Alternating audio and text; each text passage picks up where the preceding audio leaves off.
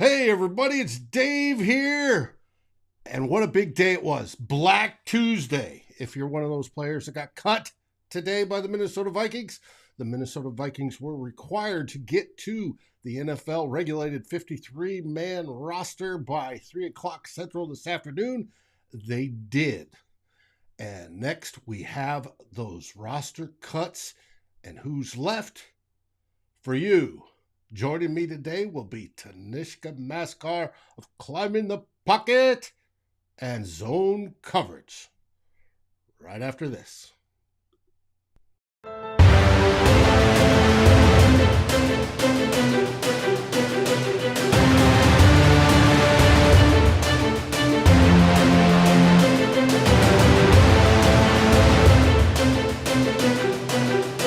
It is time for Climbing the Pocket's Vikings Daily SITREP.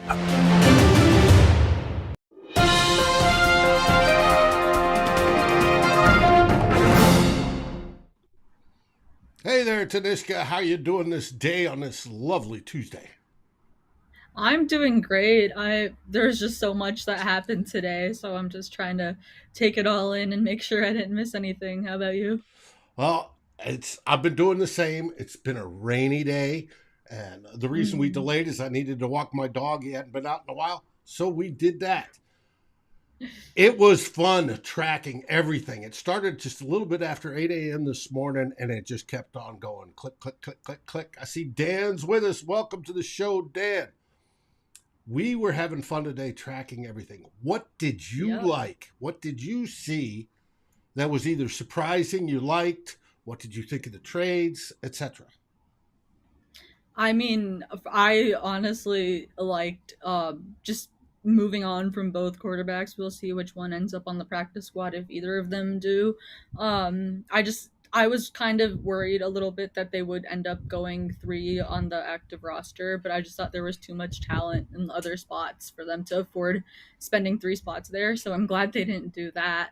I thought that the receiver position, it was a little bit. I know that once BC was declared out for the season, things probably changed, like with their plans. Mm-hmm. So I thought, I really hoped Tristan Jackson would make the 53 man. But if he does end up on the practice squad, it's probably okay. Um, but I feel like they're not done at the receiver position because they have five right now, and just with the talent of their tight ends this year, with not having a lot of good pass catching tight ends, I thought they would keep six. I remember that there was even a time where we speculated seven. So I feel like they might add someone. I saw the Jalen Rager trade rumors. I don't know how true any of that is. That would be really funny. I mean, I'm here for that, just for the content. But trading a fifth for him seems a little pricey. But I guess surprising or something I didn't like was cutting Armand Watts. I still think they're gonna regret that one. Um, I think they did it as like a cap dumping money move precursor to like a different signing, but I can't say I like it because I think he was like slated to either start somewhere or be a pretty big contributor. So if they really wanted a roster spot, they could have cut one of the like Bullard or James Lynch or someone else. But if they did it for money and there's a move after this, I guess it's all in the works right now. So it's Well, really hard to tell. he had it was a 2.5 million cap hit. Getting rid of him, they saved that. Now they did trade for Ross Blacklock from the Texans, and the difference between the two is the Vikings gained about 1.4 million, is what I read in cap space. Right. And people have to remember, today is the day that we go from counting the 51 against the cap to counting the 53 plus a practice squad. So that 10 million or so available cap space we had just went and shrunk real fast. Yep. Uh, yeah, that's why I just don't think there's anything significant they could have done with that money anyway. So I would have preferred. I thought Watts would have been a really big contributor this year. I've really liked him. So I'm not pleased with that. I hope he goes to the AFC or to a team that won't really be too much of a threat to us. Um, Another move that I really liked was keeping Ben Ellefson. I think he's probably the best blocking tight end we have, and keeping three was probably really important. And then one thing I feel like nobody has been talking about is keeping Aldi Udo. I genuinely did not think that he would make the roster. So I guess with Jesse Davis getting traded, that spot kind of did open up. But even then, I thought maybe Kyle Hinton or someone would have made it. But good for him, I guess. Mhm. We have depth there to Right. the point where he might be like the fourth guard or like third tackle up. So that's a good thing. Well, and I agree. And I had him on the bubble. I didn't have him selected. I Mm-hmm. thought he was going to get dropped, but he does have experience at guard and is playing tackle. And he has flashed at times where he's very, very good, and other times where he's a holding machine. But Yeah. um, I'm cool with that. You know, they kept Yeah. Randall, and for the surprise on the tackle side is they kept the rookie Vidarian Lowe. Mm-hmm. Yeah, He I thought he would Go ahead. a practice squad candidate. I didn't think there would be enough spots to keep him. But they kept their entire draft class except Nick Muse. I think they got everybody else Correct. in there. And but I figure Vidarian Lowe and who was it? Luigi Valin, Yeah.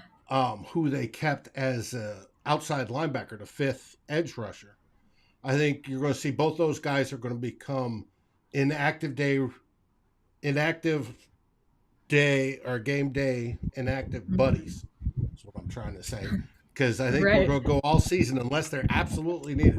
They're going to be inactive. But I'm glad they made the 53 because that means we can Yeah. grow them and, you know, in the future because they did have that promise.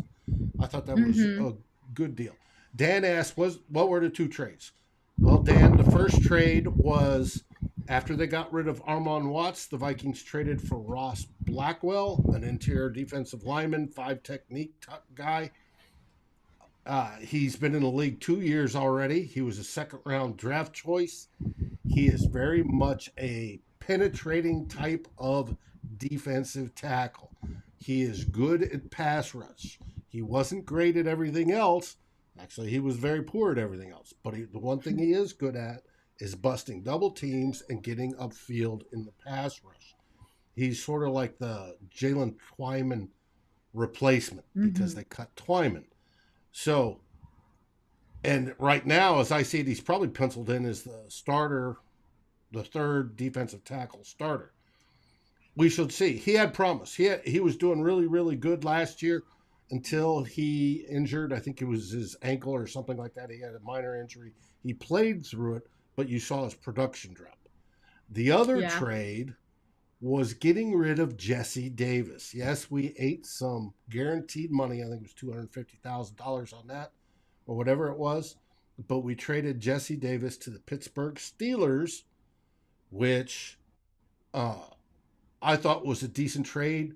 We get the Pittsburgh Steelers seventh round draft pick in return of the 2025 draft. So we lose our 2024 seventh rounder for Nick Mullins when we got him, and now we basically gain it back the year afterwards, which makes that trade even look better. But I think it's good. The linemen ended up with, let's see, 5, 6, 7, 8, 9, 10 were kept. Yep. Yeah, I think I liked Blacklock coming out.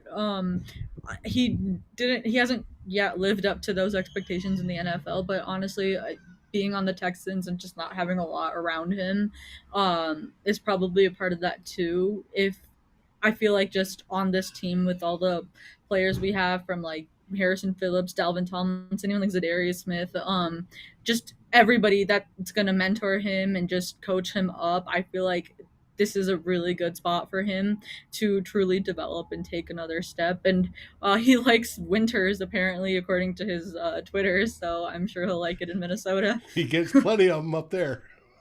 I hope he Yeah, likes ice fishing. yeah.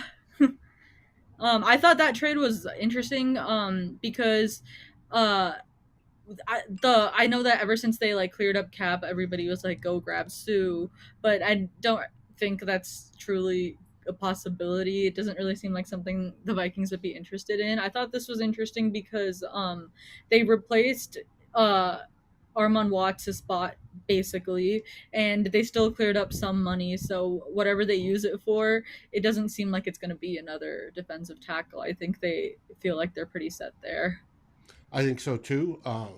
The one thing, there were some rumors that came out today. One is Jalen Rager from the Eagles adding to the wide receiver core. That was an extremely interesting one, knowing the whole backstory and how he was selected in front of Justin Jefferson. That would be a cool ad because he is a quality receiver. He Yeah. would be fighting for that, wide receiver 4, 5, 6 spot. But it would be an interesting story. It would be really funny because the other pick that Howie Roseman made was JJ Arthega-Whiteside over DK Metcalf. Then they traded him to Seattle where DK is. So if that happened, it would be like a complete parallel. But honestly, I do think that a trade for Rager, if the price is right, would actually be beneficial for him and for us because for him, I know that like this year, if he does end up staying on the Eagles, there's Devonta Smith and then they AJ Brown and Quez Watkins. So there's true receiver talent in Philly now. But our receiver talent obviously is really good with our top three and Amir Smith Marset. So if he did come here, I feel like he would truly develop here if he still has it in him. So like even aside from just being that punt returner, which I honestly don't think Amir Smith Marset, I'm not really full on him being that guy because I'm I not saw him sold on bobble him like either. every other punt. Mm-hmm. Yeah, I saw him bobble way too much in the preseason. Um, so if Rager did take that role on and become that sixth receiver or fifth receiver, I think that that would be a pretty beneficial trade for both of us. And I mean, I don't know what Rager thinks of the Vikings after everything that he's dealt with being in Jefferson's shadow and all of that. But if he wanted a fresh start, I feel like this fan base and even Jefferson, just everybody, I feel like it could work here. Oh, I do too. And But the we've price has to be right. right, and we've got a good wide receiver coach that Mm-hmm. wide receivers love. So I think it would be a great fit if that happened. The other rumor I was seeing today is the Vikings still may be working on getting a center. Yeah. We wonder why that is.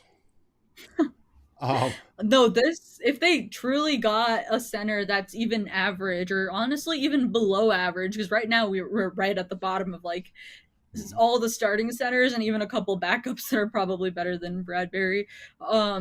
If they truly got a center that was maybe even like top 20, 25, mhm. that offensive line suddenly becomes a strength, I think, especially if Ingram keeps playing the way he is. I saw that he was the highest rated rookie Guard. guard in the preseason. So that's exciting. And then I think that Cleveland, Darisaw, and O'Neal are all really good pieces. So if they do figure center out for this year, that would really help this offense because like you look at it right out of the gates. Week 1 you play Kenny Clark, week 2 you got like Jordan Davis, Fletcher Cox. So just right there, is Bradbury gonna survive those 2 weeks? And then I honestly do hope they keep trying or at least try Chris Reed at center. He might just end up being another Brett Jones kind of guy. Hmm. But I feel like he would be the second best option. I know there were people like advocating for Austin Schlottman, but I don't think he was particularly good against like twos and threes in the preseason for him to be a starting center. Um, so as a depth piece, he's fine. But anything they can do to upgrade that center piece, that would be huge. Hmm.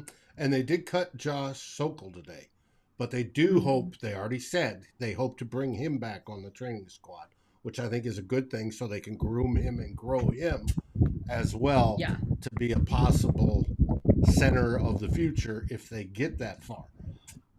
That Mm-hmm. I hope they do. I really, really hope they do. Um, Yes, Adnan Jesse Davis wasn't good. I agree there.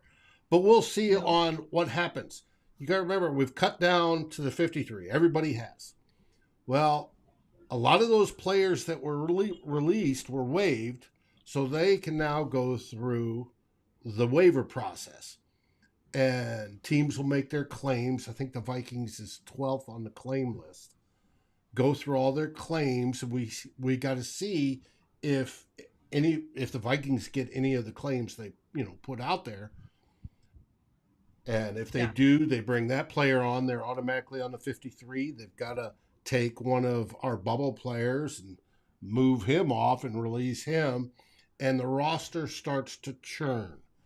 Plus, if there are free agents that are, some vested vets that were released, they can be picked up, most likely after week 1. Target that spot for after them, because that's when the vested veteran clause falls off, and they can pay him just basically by week, if you want to think of it that way. So there's still going to be some roster movement at the bottom end of the roster between now and the next few weeks. So expect that. And then on and off the practice squad all season long. That's normal. Exactly. I think one of the more interesting cuts today was Tyler Johnson from the Bucks. I think that if they don't get Rager, if they don't want Rager, he would be another good option. If he does get to 12, I highly doubt he's going to get to 12. Like someone of Chicago, if they're smart, they should probably snag him up, unfortunately. But Tyler Johnson coming home and playing for Minnesota would be pretty nice, because I remember a lot of people wanted him in the draft. And he would really fit that like 5th receiver role here. So someone like him would be nice, but again, getting to 12, just the chances seem really low. Well, and it all depends. Who knows? Maybe we can get lucky. But yes, on Tyler Johnson, he's one of us, as they say. Yes, from Minnesota. So it would be a cool thing. We've got to wait and see. Now, were there any surprise cuts besides Armon Watts for you? Not entirely. I thought there was a part of me that thought that Blake Lynch might make it over Troy Dye. I thought Troy Dye was getting cooked left and right in coverage in the preseason. I didn't notice Lynch as much, which is probably a good thing, I think. So I hope Blake Lynch comes back to the practice squad. I don't know if they said anything about that. But I really liked him. He actually has played a lot for us because of all the injuries with like Barr and even Kendricks. So I thought he was always like that nice flyer fill-in linebacker. So other than that, nothing too crazy, I don't think. They kept all the running backs and Ham, which I don't think there was truly any doubt about. A Madison trade could still come, and if it does come, that's probably okay, because you don't know, they'll probably not end up getting a pick for him if he does walk next year. Yeah, so they're lucky to get a 6th compensation exactly. pick. So I would take a because he'll be 6 right all on day that bubble long. of whether he qualifies or doesn't. Yeah, because there's no future for him on this team beyond this year, and I wouldn't even be surprised if Ty Chandler ended up surpassing him sometime through the season with more touches, because it seems like the front office and the coaches too like Chandler more than Madison, with just being able to like being open to listening to a trade. So if they can get anything for him, I would do it. You still have Wangwu, and then you still have Kopak on the practice squad, probably, if you ever have injuries or something. And it's a running back. Like, I don't think it's and that's the end of the world. When the Traeger trade come up, possibility rumor, one of the teams that's desperate for a good running back and has talked about Madison is the Eagles. So I thought that might be lumped in, but we'll see. We might find out in the next 24 hours. Should be interesting. I didn't see anything. The Armon Watts one blew my mind. I didn't expect that. Yeah, me too. I also had Lynch over Dye, but they kept Dye. Dye tends to do well on special teams, or at least tries to. He's gone. Some of the other special teamers that we're used to, Dan Chisna's gone. Uh, they didn't keep Tristan Jackson, talking about receivers. Hopefully he makes the practice squad. I'm trying to remember some of the other special teamers that got cut. Miles Dorn got cut. That kept Josh Metellus, specifically, I think, for special teams, because he is also good there. I think he's the emergency safety 4 if necessary. They cut Perry Nickerson. A whole bunch of them they cut. There's nothing, though, surprising from what everybody was predicting other than Armon Watts is what I saw. Yeah. So, and I thought it was really interesting how with the 2021 draft class too, Kwesi ended up basically purging that entire thing except for the guys that have been proven contributors, like obviously Darrisaw, Bynum, Wangwu, and then Patrick Jones, I think, has looked really good this offseason and in preseason. And obviously Amir Smith-Marset. But everybody else, I think, other than those like 4 or 5 guys that have shown promise or have started games in the NFL, I think everybody else, pretty sure everybody else is gone now. And I just thought that was interesting, especially because that draft class was like so heavily based on potential and development with the amount of raw players they drafted from like Chad Surratt, Janarius Robinson, Jalen Twyman. And I get it because it's a new regime. They probably didn't want to spend time trying to develop guys they didn't pick. And that too with like Kellen Mond, they didn't choose him. They tried him out, I guess, didn't work out.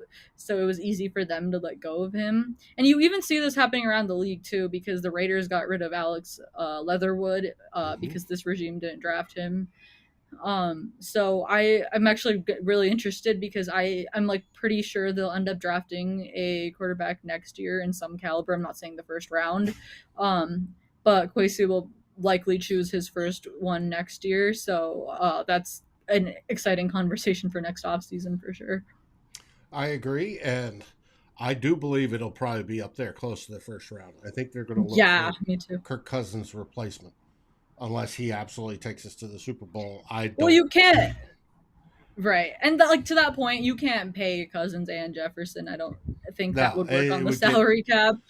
It would get really ridiculous. Yes. That's like basically 60 million plus on 2 players. It's not gonna work. Or 60 to 70 million. Yes, that would hurt. Yeah. It'd be interesting. Adnan, another linebacker possibly. Devin, I saw your Janarius Robinson was a slight surprise. I didn't have him making it, but hopefully he does make the practice squad and continues to develop. Center, tight end, linebacker are some of the holes. Possibly, I'm okay with tight end, Adnan. Yeah, same. We have the catching one, which is obviously Irv Smith.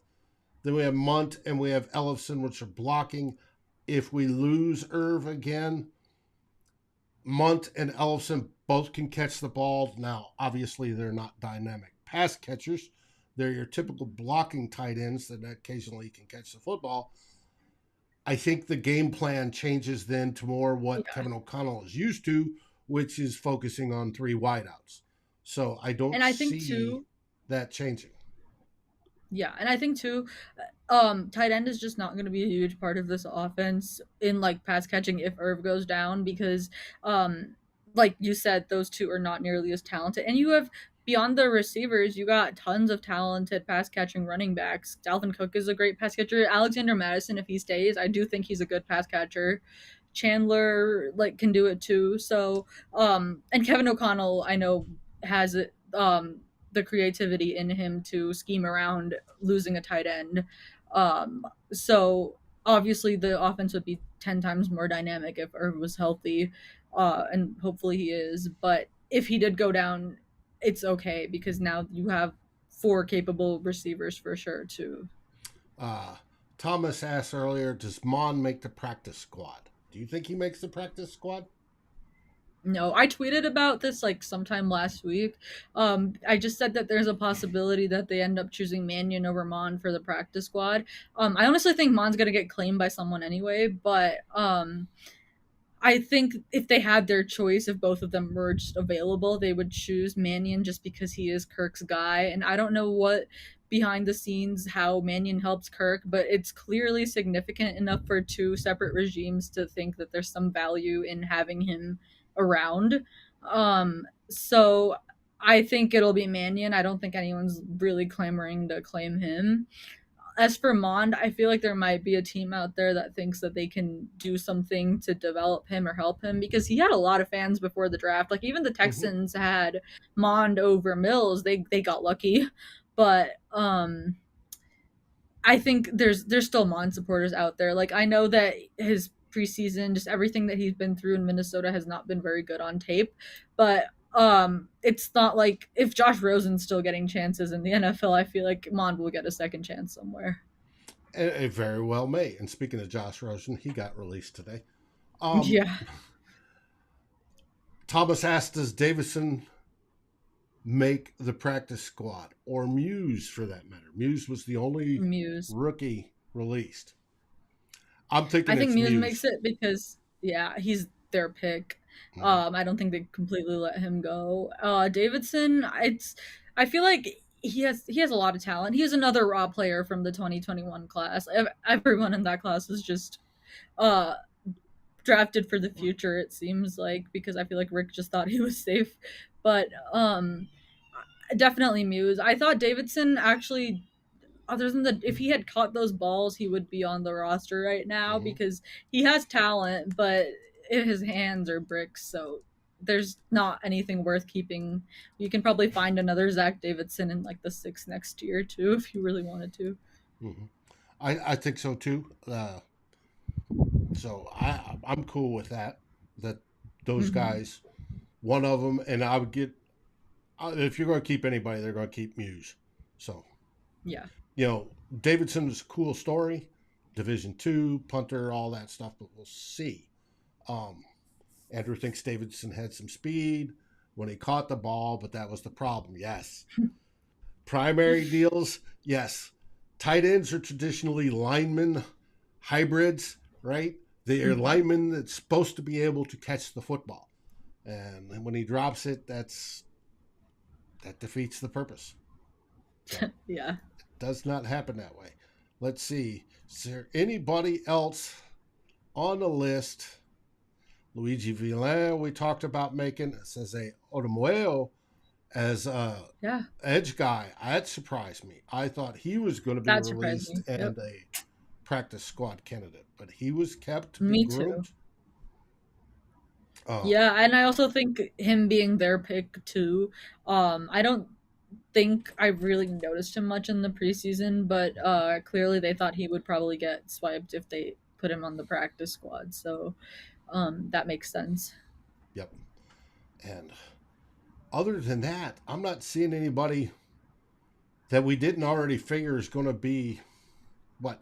And when it comes to backup quarterbacks, I do think it's going to be Mannion. I think they're going to want to have Yeah. Mannion around, and they may activate him the first 2 weeks while Mullins is still trying to get up to speed. Now, whether Mullins Yeah. plays or not, I think they want him as a backup if that's the case. If something happens to um, Kirk during game 1, they want somebody with enough knowledge to sit there and be able to talk, either go out on the field and fail if it's Mannion, or be able to coach, from the sidelines, being another set of eyes and ears to Exactly. Mullins and see how it goes. So that's why I think Mannion's got a better chance of making it. Plus, Kirk Cousins is probably going to advocate for that as well. 100%. Uh, yes, Thomas, we only have 5 wide receivers presently on the roster.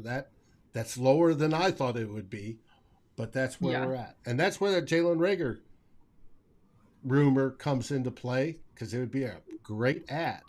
And I'm more than willing to throw Madison in with that trade to get him. So if it happens, we'll Madison in see. a seventh or something is something I Yeah. would gladly do. Mm-hmm. Yes, I would too. Uh, Adnan says he likes Patrick Jones. So do I. Patrick Jones Me is too. one of your primary backups at outside linebacker at edge. I'm really excited for him too because it pretty much feels like he's overtaken DJ Wanham as that third guy, which is I think huge for the team because Wanham was never truly a dangerous pass rusher. He basically just leached off of other guys. He just stole sacks basically. So or if he was playing the Bears, everything was just unblocked. But I think Patrick Jones has that talent to create for himself and for everybody else on the line. So if he can keep developing throughout the season, you might really have something there with him. I agree completely. And Devin, I like your suggestion here that Mannion is like an additional practice squad coach.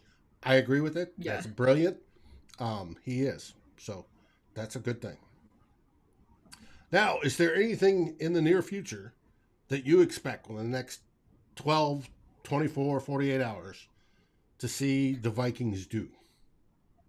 I don't know how true these center rumors are, but if they are, I would be ecstatic. I did see like Darren Wolfson say that they were talking about trading for some linemen with some AFC teams. So clearly they know that there's something wrong with their line or they need more help there. So hopefully that works out. I thought on that note, I thought that Alec Lindstrom getting released by the Cowboys, I know they want him back on the practice squad, but honestly, he might be better than like Schlotman or I don't know. He might be someone that we might be able to snag if he gets to us in the waiver wires.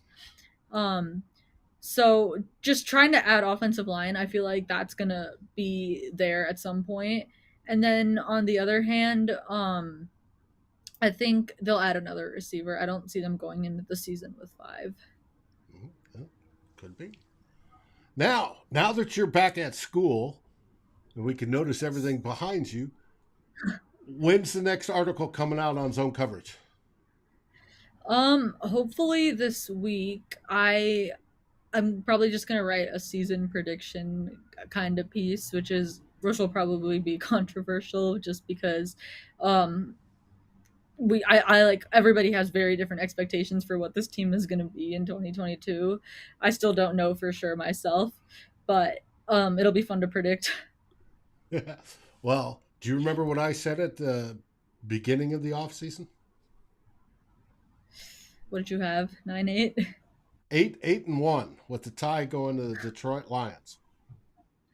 Oh, classic. Now, do I want 8-1? No, I do not want 8-1.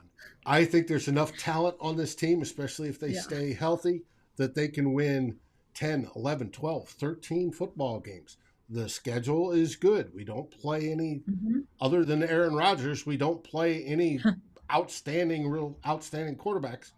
And Aaron Rodgers, even on week one's coming in, he hasn't played yet either. He and Kirk Cousins both, right? But he's got all new receivers. Kirk Cousins doesn't. The Vikings are running new systems that the Packers aren't used to, other than the Petten influence on the defense. So I think the Vikings have a very, very, very good chance of winning that first game in US Bank Stadium here in a week and a half or so. I do too. And I think that first win, if they do get it in US Bank Stadium, that would just be a huge confidence boost, not just for Kevin O'Connell, but just for everybody, because everything, even for the vets, the guys that have been on this team since like forever, it's all new to them because they've only ever had Zimmer as coach. So that first win could truly like fuel something special for the rest of the year. Even if they don't get it, I'm not saying that the season's over, but it could be special if they do. And I agree wholeheartedly. Let's keep building on that momentum. Keep the kumbaya, collaboration, cooperation, all the wonderful words they've been spewing out all off season. Let's keep that going. And the way to keep that going is to win. And it looks right now like they've got a good basis for a roster. We might see some changes in the next 24, 48 hours onwards, but there's a good base there. I think we have a good chance. I want to thank you for coming on today and doing this. This has been fun this last 3 weeks. We've got to get you on more. And I wish you well and hope you have a great night. Thanks, you too. What do we always say? Skull. Skull Vikings! Thanks.